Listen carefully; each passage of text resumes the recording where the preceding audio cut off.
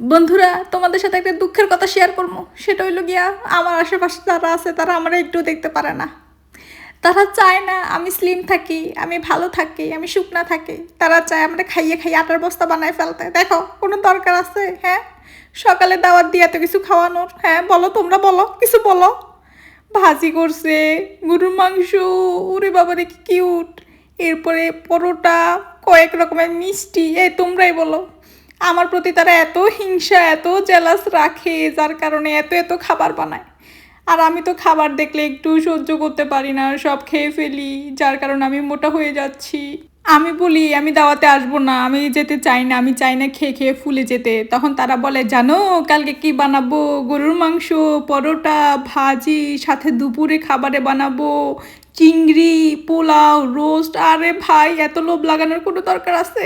তারা আমার একটু ভালোবাসেন, আমি বুঝে গেছি। এই যে দেখো, নাস্তা শেষ না করতে করতে দুপুরে খাবার বসিয়ে দিয়েছে। কি কি যে করছে! পাবদা মাছ, গরুর মাংস, কয়েক রকমের ভর্তা। উফ, বুঝলাম না ভাই, ভর্তাও করে? ভর্তা দিয়ে তো আগে এক প্লেট খাওয়া হয়ে যায়। তোমরাই বলো তাহলে কেমনে চিকন থাকবো?